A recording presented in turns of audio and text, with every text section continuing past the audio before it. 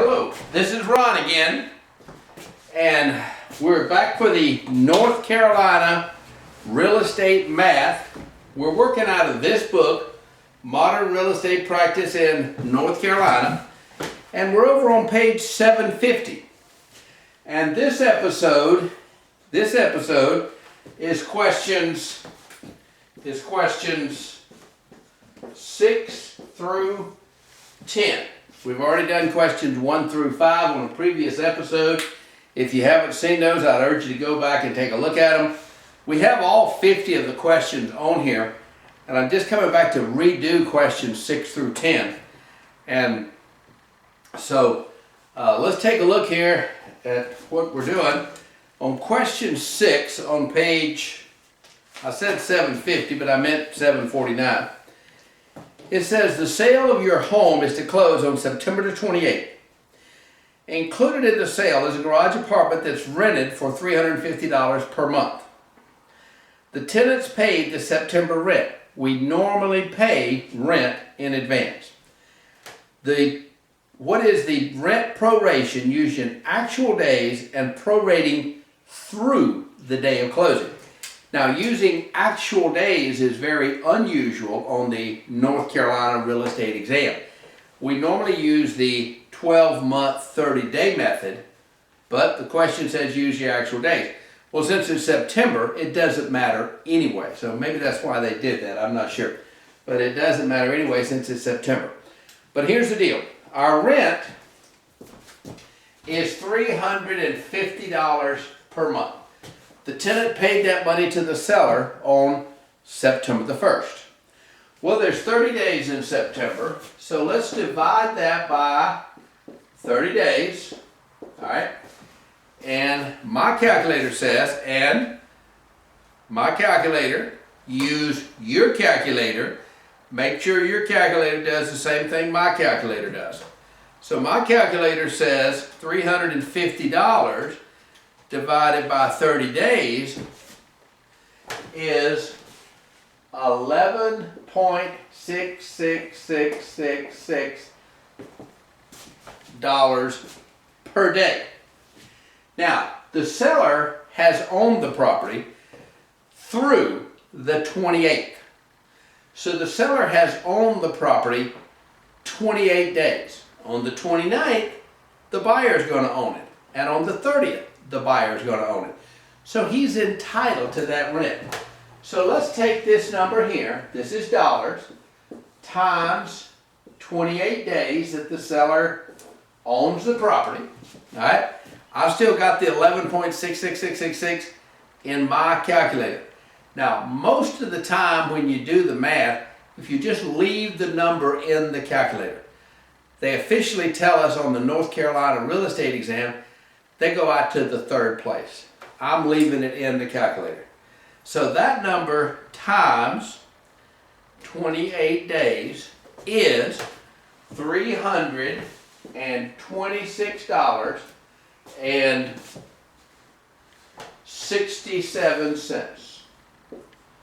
All right, so the seller is entitled to $326.67 of that rent. All right. How much did he collect on the 1st of September? He collected $350. So 350 minus 326.67. All right, let me start over here. I gotta clear my calculator. $350 minus 326.67 is $23.33. So the seller owes the buyer $23.33. Now, as you know, this is going to show up on a closing statement. And if you don't know this, let me show you this. This is just something that I came up with myself 100 years ago. By the way, I've been teaching these real estate classes since the 70s, so I just haven't been teaching them in North Carolina. But this arithmetic is universal. It doesn't change. But on a closing statement, we have debits and we have credits. just a little memory peg for you if you don't do this already. Debits look like this, and credits look like this. Because here's the deal. Somebody is going to be paying money to somebody else. In this case, the seller is going to be paying $23.33 to the buyer. So who's going to be frowning about that? The seller. That's a debit to the seller, and it's a credit to the buyer. One party is paying the other party. One party is frowning, one party is smiling. And if you don't have that as a memory peg, add that to your repertoire, because if you do the arithmetic back and you flip that and get it wrong, you're in a heap of trouble when you're balancing that closing statement. And you have to do a RESPA closing statement on the North Carolina real estate exam, which, whew, man, you need to know how to do that. And so anyway, that's prorations of rent. The seller collects the rent in advance. He owes 2 days rent.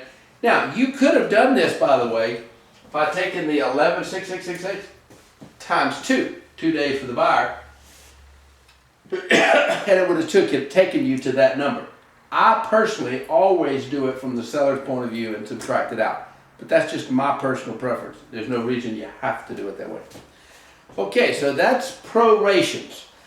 I can tell you for certain, you cannot get the math right if you can't do prorations. There's prorations over the state exam, I promise. All right.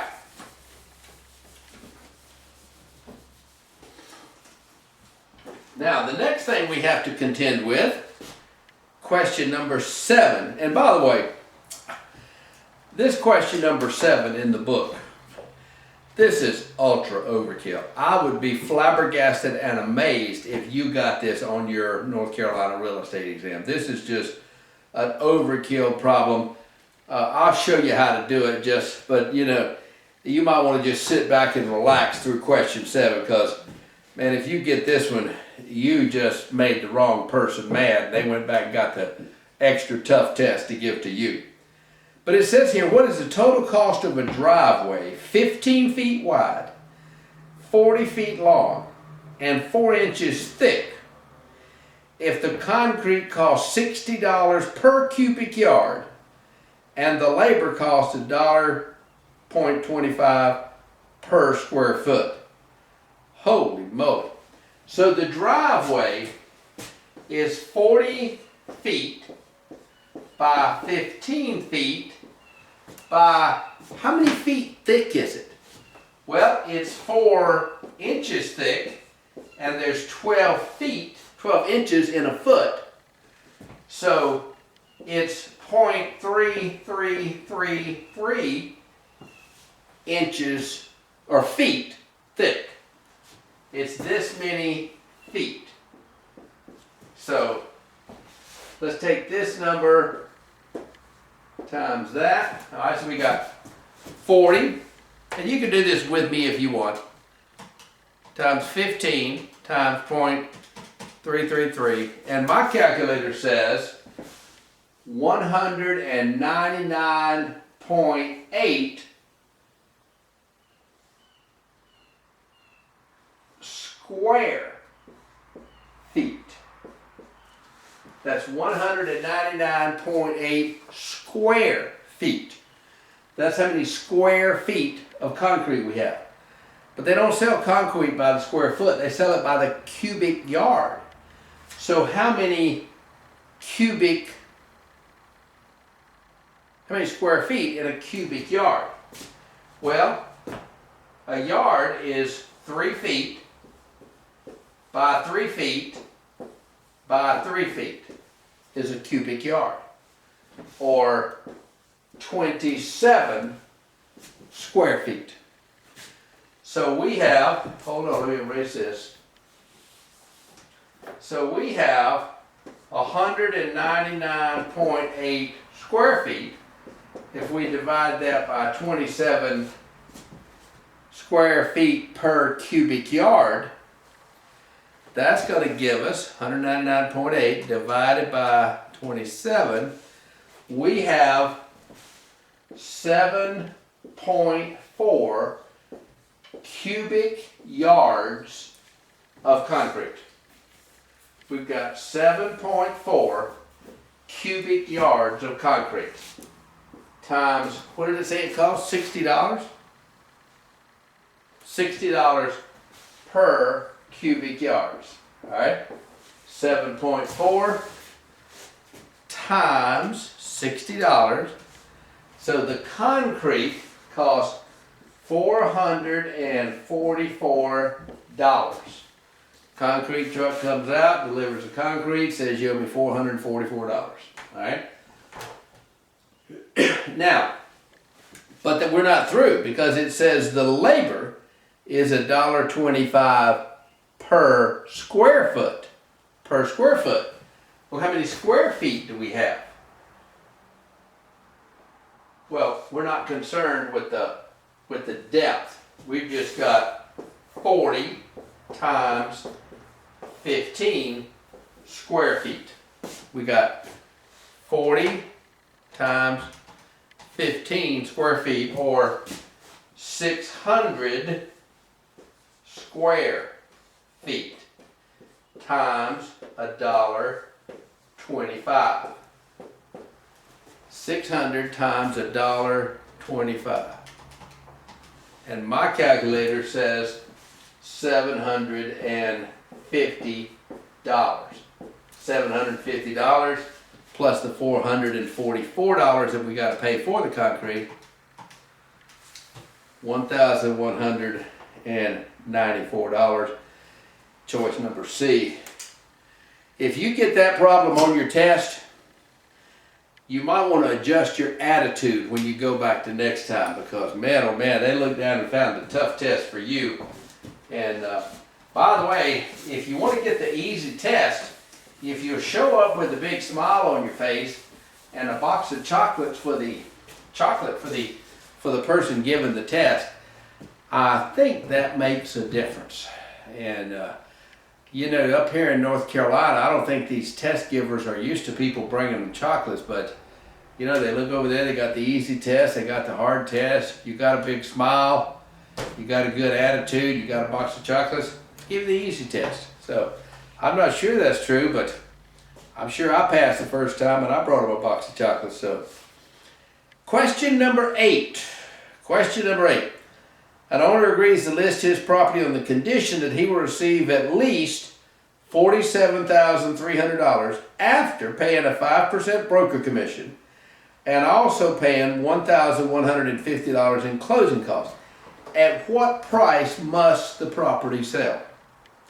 Now, by the way, as much as I suspect you won't get question 7 on your exam, I suspect you will get question 8 on your exam. This is a very common concept because they're testing your knowledge to know if you know a number is a decimal portion of a larger number, how do you get to that larger number?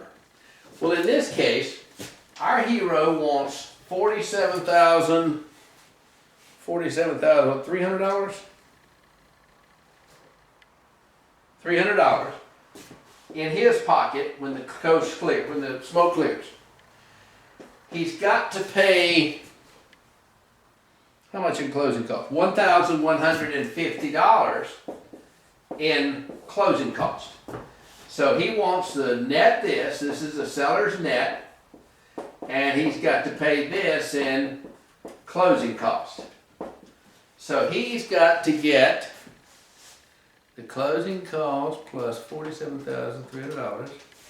He's got to get $48,494 out of the property. Now he's got to pay the real estate broker a 5% commission. Well, if we subtract 5% from 100%, we see that this number here, $48,494, is 95% of the total price.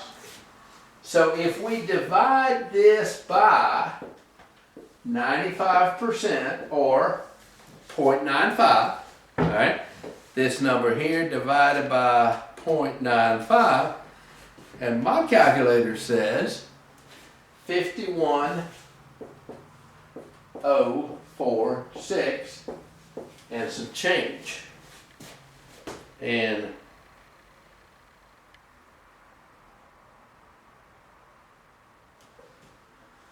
I think I did something wrong here. Hold on a second. Is this number right? Yep. 47.3 plus 1190 is 48,490. Okay, that number there. 490. 48,490 divided by 0.95, and the calculator says 51,042.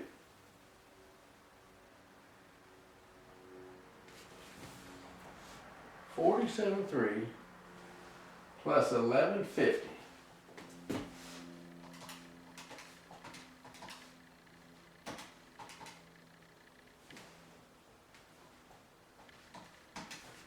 is 48,450. 48,450. I don't know how I got that wrong. 48,450 divided by 0.95. All right, let's try this again. And the answer is $51,000.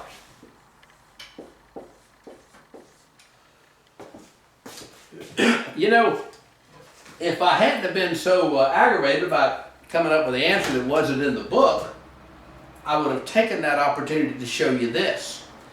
But if you miss the test by 1 point or 2 points, it's going to really aggravate you, I promise. So if you will, remember this, time is not a major factor. Very few people kicked out of the exam because of time. You got plenty of time. So don't get in a rush, in a hurry. Now, when you do this, 51,000 is the right answer, all right? 51,000 is the right answer, and it's choice D in the book. But how can we be certain, positive, that it's the right answer? Well, let's do the arithmetic backwards. If we sell the house for $51,000, all right, how much is the commission going to be? Commission's going to be 5% of that, or $2,550. And we've got to pay $1,100 in $1,150 in closing costs. All right. So let's subtract these two numbers out. All right. So if we sold a house, back to the calculator, for $51,000 minus $2,550 minus $1,150, do you get $47.3? And yes, you do. And by the way, in real life, you'll go to closings where you told people they were going to net $47.3, and if they got $47,910, they're mad at you. So it's a good thing. This is something that in real life you'll use all the time, unlike some of the other math in here. But in this, you will be using this all the time. Now, everybody good with question 8? Let's move on to question 9, and this is about a percentage lease. So Mr. Gift Shop owner has a percentage lease in a fancy shopping center, and his lease in his shopping center says that he has to pay $600 per month plus 2.5% of gross annual sales in excess of $50,000. So what was his average monthly rent last year if his gross annual sales were $75,000? All right. So last year he sold $75,000. Now don't forget, on the first $50,000, he didn't have to pay any overage or commission or whatever they call it. So he didn't pay anything on the first $50,000. So he paid overage on $25,000. Okay? At what rate? 2.5%. It tells us that in the question. So 25,000 times 0.025. Everybody understand that that's 2.5%. So 25,000 times 0.025. Let's see what the calculator says. 25,000 times 0.025. My calculator says $625. So he paid an additional $625 to the landlord over a period of 12 months. All right? So let's divide this number by 12 months. All right? So 625 divided by 12 months, is that $52.08? So he paid an extra $52.08 a month. Now he's got to pay $600 a month, whether he's got a customer or not. If he's sitting there dying alone in this by himself, he's paying $600 a month, plus average $52.08.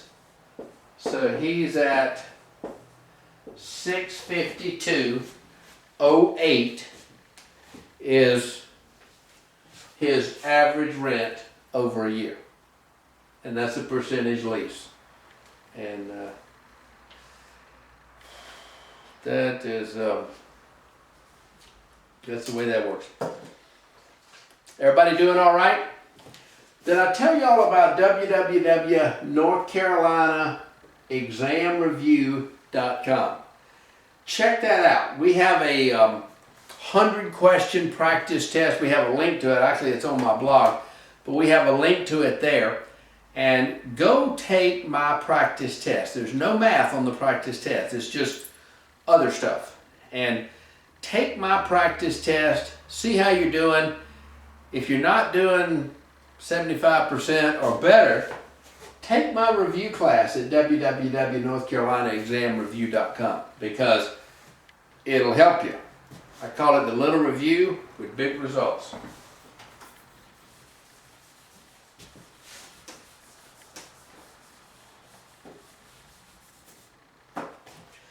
All right, let's see. We have your monthly rent is $525. What is your rent as a percentage of your annual income of $21,000? Now, by the way, I've got another video where I have this phrase. Anytime you see this is what percent of that. This is what percent of that. Whatever it is. A certain amount of money is what commission rate, whatever. In this case, it says this is what percent of that. It says your annual rent. Well, how much is your annual rent? $525 times 12. So your annual rent is $6,300.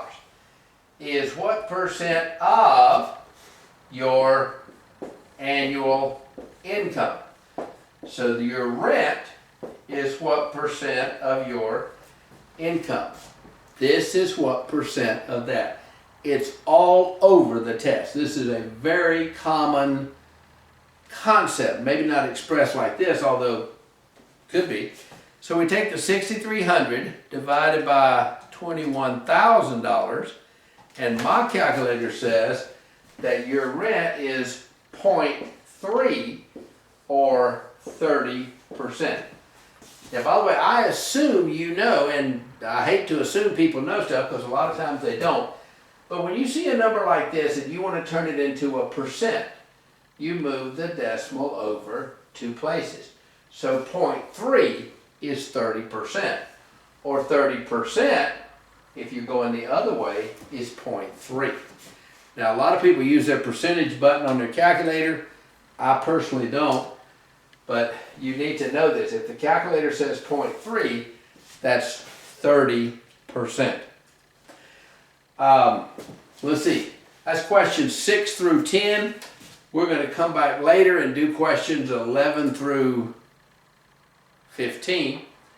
And if I can help you, that's my phone number.